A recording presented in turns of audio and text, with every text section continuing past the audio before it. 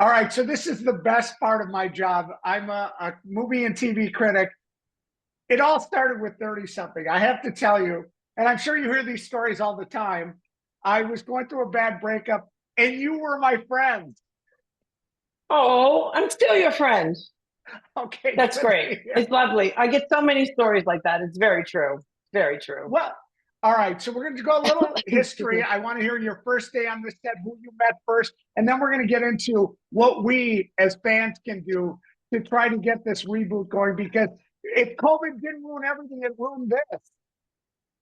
Yeah, COVID really kicked our butt. I mean, literally the day we did the read through for the network and the network was doing dinner for us that night, between that read through and dinner, um, everything was put on pause. I mean, as you know, and the world too. It's not just our show. So, and then, I think that the business is still trying to recover. Um, the networks made 4 pilots this year, Wow. 4, as opposed to they often make 75 or 100 Right. pilots. And it's challenging. It's challenging. All right, but here's what I don't understand. Who watches TV?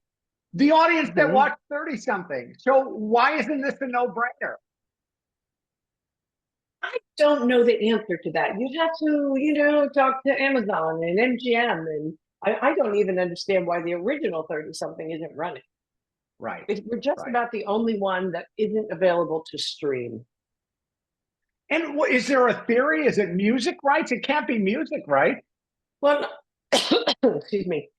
Not anymore. Originally, in terms of the DVD coming out, it was about the music rights. I mean, that and also another show, The Wonder Years. Big problems with the music rights. And those were about two of the last ones to come out um, on DVD. Most of the music I'd say on both of those shows is 99% original. But and that's changed too. The music business has changed as well. It's unbelievable. Take me back. I want to know the first time you heard of this thing called 30 something. Yeah. Um, it was a pilot script in 1987. I'll date myself here.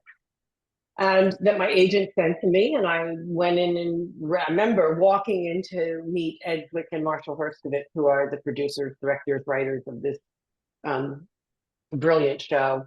And um, and the first thing I said when I walked in, I said, "I want to know how long you've been living with me," because the script was so reflective of a couple, but particularly a young mother with a toddler going around. My son was born in '84, so he wasn't quite 3 at that point. So I really identified with it. It's just a beautifully written script. I mean, Ed and Marshall are so very, very talented, and that was the first. Yeah, that was the first thing I remember about it. Okay, not only can they write, but they know how to cast. Well, I have to agree with that, but they were actually, I think, very clever in the casting. Usually, when you're casting for a network show, the producers like you, the studio okays you, and then you go to the network and you literally read in front of them. Um, it can be a daunting experience. I try to ignore that part of it, but Ed and Marshall, for 5 of the parts, only took in one actor, and yeah, and so which was really interesting. And they knew who they wanted, and clearly the network agreed, which is great. As you're making it, are you appreciating the fact as to how smart and how good this show is? The answer is probably no, because I was working 18 hours a day, and I was probably, just trying to keep going in terms of it. It's a really tough, tough grind in terms of that. And the first year and a half, Ken and I were literally almost in every scene all the time. And it was great when it expanded and became, I would say, more of an ensemble. But It just it gave us becomes a breaks and time to pick our phenomenon. best. It became a phenomenon as well. Yeah, it did. I do remember I was living in the Hollywood Hills at the time, actually Beechwood Canyon, and I went to go get my car washed on a Saturday with my son. He loved the car wash, so that was a great thing. And I was coming out, and somebody said to me, "Oh man, I love your show," and I was like, "Who are you talking to?" Um, it was just not something I was used to, and now it happens almost every day if I leave my house. So. And were these friendships that developed, because when you say you're working that many hours, it's kind of like going through war together. Were these friendships, did they sustain throughout the years? Are you still friends? You know, it's really one of the bennies of that show. There are a lot of benefits, of course. It changed my life, it changed my career, it gave me a career, super things like that. But the fact that the seven of us were friends, became friends, have stayed friends, reunion occasionally, not as much as we like. We're kind of spread all over, and we all have lovely, wonderful, successful careers following the show. And it's really one of the nicest parts of it. This gang, I call it the Gang of Seven. Do you hear from fans? Do you, you know, it has to happen because it had such an effect on us as fans that we want to talk to all of you. I do hear a lot from my fans. I hear a lot. I mean, I'm on Instagram and whatever that other one is called these days. But and I have a good deal of followers, but I also have a lot of engagement. They're very personal. They share stories. I try to engage back, literally personally. I can't always do that, but yeah, if somebody sends me a message, I will see it or I will hear about it. Absolutely. And you know, lots of things like you changed my life. I was going through this. I had a baby. I didn't. I watched it with my mother. Really interesting now for another generation because we're more than 30 something years out. I watched this with my mother when I was growing up. Our fan base was really interesting. I remember being in Greenwich Village in New York City, and the population of the village then was clearly very gay. Um, so many guys came up to me and said, "I just love that show," and I'm like, "Yes, excellent. This is great." I was in mourning. The death of Gary, the Peter Horton's character, was such a stunning surprise. We knew Nancy was sick. Everyone was thinking it was going to be Nancy. But honestly, it took me like a week to get over that.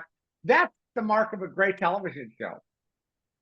Well, yeah, and it's the mark of very, very brilliant, clever writers who, you know, they did what was unexpected, and they shocked the heck out of everybody by it. And I remember filming that scene here, and he had died. I mean, there's some you remember, and some fans will come and say, "Oh, you remember the scene where this and that happened or whatever?"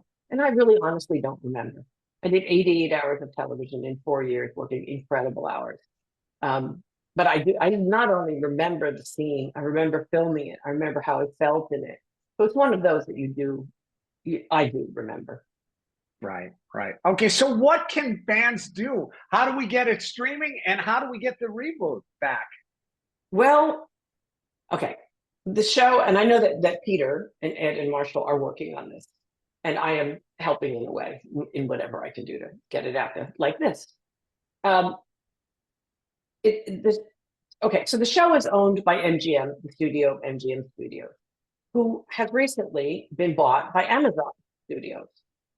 So they own it. I imagine that the gentlemen are in conversation with them, and what they're doing with it, I don't know. And the best way, as always, is to bombard, for lack of a better meaning, in whatever method of communication one chooses to do. But I would say clearly, you know, texting or posting online or that kind of thing, and not posting at me, but posting to them at Right. MGM Studios and at Amazon Studios, whether it be on X or it's